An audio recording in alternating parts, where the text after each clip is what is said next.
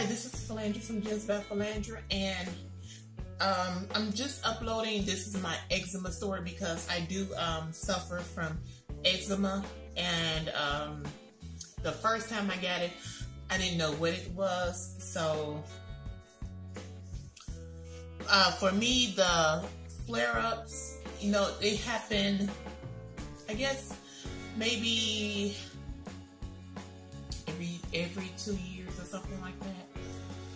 But recently, it's been like flaring up. Like, let me just start from the beginning. Okay, when I first got eczema, it was back in 98. It was back in 98, and I didn't know what it was at the time. So it was back in 98. I was pregnant with my daughter, and I got eczema on my breast, and I didn't know what it was. This is my first time ever seeing something like, blistery, and it could get scalpy and itchy.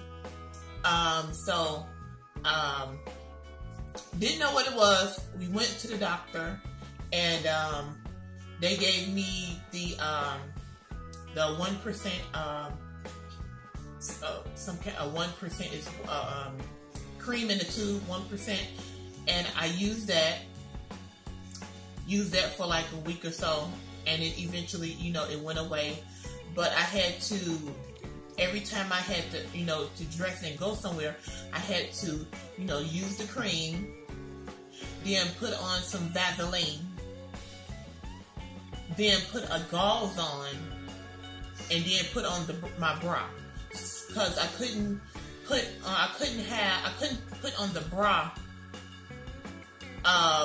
because it was blistery and scalpy. My breast would like get stuck to the bra if I was to like put it on and then keep it on for a long period of time. So my skin would get stuck to the bra if I had to do it that way. So I had to put on the cream first, then put on some Vaseline, then put on the gauze, so the gauze wouldn't stick to my skin because of the Vaseline. Then I will be able to put on the bra. So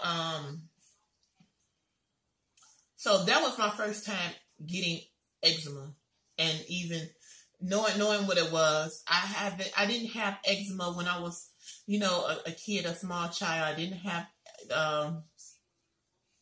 anything concerning eczema. So that was my first time getting it. So fast forward to maybe 2003. 2003. Okay, I got another flare up. Let's see. I got another flare up, and I got it to where I got it on both of my hands. I got it on both of my hands, and it had got so bad to where it got on my fingers all the way up to my wrist, and I was like, okay, this is not looking good. And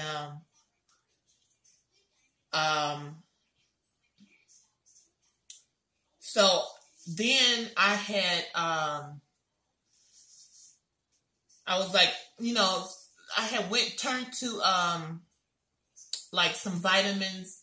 I had got evening prime rose, and I had started taking that when I discovered, that it was on both of my hands and it was traveling up to my wrist.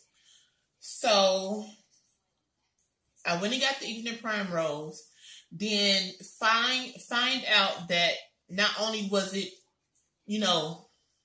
going up my wrist, but at that time I was like perming my hair. And perming your hair, it has nothing to do with eczema flare-ups, but I was perming my hair at the time, and I went to perm my hair and found out that the eczema was like, in my scalp. It was, I couldn't perm my hair because you know, it was burning. And then my mother had looked at my scalp and she was like, Falandra, you know, your scalp is like white and flaky. So I was like, okay, so it up to my wrist, and now it's, you know, in my hair. So I had to wash out the perm because it was burning like hell. I had to wash out the perm, and I started taking the evening primrose. Now, the evening primrose to me is good if your eczema is not severe. But in this case, it helped, but it didn't help, because my eczema was so severe. So I had to go and get, antibiotics from the doctor.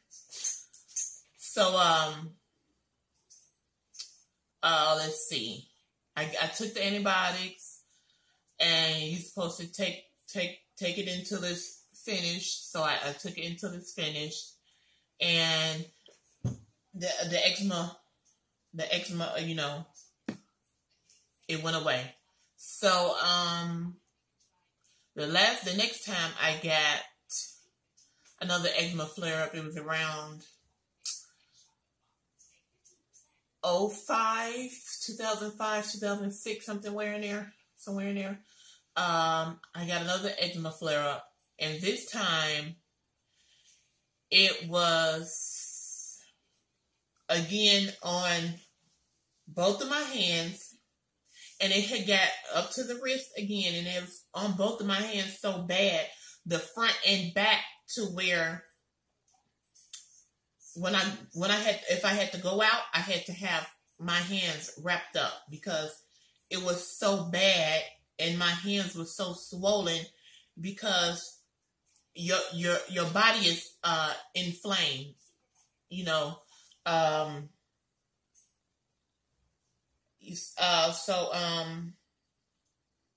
Whenever I had to go somewhere, I had to wrap up my hands. I did not want to go outside, you know, with my hands, you know, so swollen, and I have the itchy, blistery, eczema, so I couldn't go outside looking like that. I'd rather go outside with both of my hands, you know, wrapped up, than go outside and you looking like you from somewhere out of space. So I just didn't want to have people looking at my hands. You know, when it was on my breast, it was on my breast, but I had on clothes. But when you go outside, it's on your hands, and people see your hands. So, this time when I got my eczema flare up, I went to the doctor again, and the doctor had put me on steroids for like a week. And I was on steroids called prednisone, I think it was. Prednisone or something like that. I was on steroids for like a week. And the steroids helped. Again, it helped. It went away. And that's that. You know, you still get flare-ups. And to this day, I still get flare-ups. I'm in a flare up now, an eczema flare up now on my hands. I take some still pictures and put them in the video, but I'm in another flare up now. And then this time, the last time I had a flare up was like 4 months ago, and now I'm having another one. So it's beginning to get like too close for me. So I had to do a little research of my own to figure out, you know, what could it be coming from? What can I do to prevent it? So, and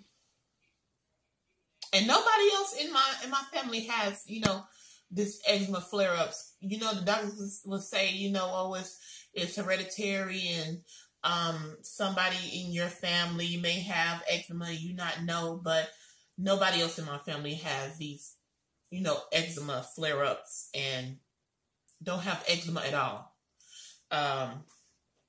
So what I did was I researched, what could be giving me these issues. Okay, and what I found out was that fatty meats like ribs, beef, burgers, everybody is not a vegetarian. I'm not a vegetarian. So that can because those red meats is can cause inflammation in your body that can cause an eczema flare up. Not only that, but bananas, oranges, some fruits can cause eczema flare up too. And I love bananas and oranges. And I have that in my refrigerator today. My bananas is on the counter, my oranges is in the refrigerator, and I like to eat those fruits. So, and then another thing is vegetable oils. That's not good for you if you eat fried food. Vegetable oils is not good. Bread is not good. White bread is not good. Refined grains is not good. Dairy products is not good. Dairy products, milk, cheese is not good. So I found out, okay, the stuff that I named, I practically eat. So what can I do to counteract that? So did some more research. Things that are that you can eat that's anti-inflammatory. And I don't want this video to be so long. So what I'm gonna do is I'm gonna show you what I found that's anti-inflammatory, and then I'm gonna on another video I'm going to show you what I've been doing to counteract, the inflammation that the foods cause in your body. So the things that I found that's anti-inflammatory that will help tone down the inflammation in your body when you're eating foods that's high inflammatory that causes inflammation in your body is ginger. Ginger is anti-inflammatory. Garlic is good. Garlic is anti-inflammatory. It's not only anti-inflammatory, but it's good for high blood pressure as well. It can lower your blood pressure. Tomatoes is good for, it's anti-inflammatory. And kale is anti-inflammatory. So what you can do is, what I did yesterday is I washed off some kale. I washed off a leaf of kale. I rinsed it off and I ate it. I just ate it. Not only did I eat the kale just, raw, but I tasted the stem, and the stem is kind of sweet.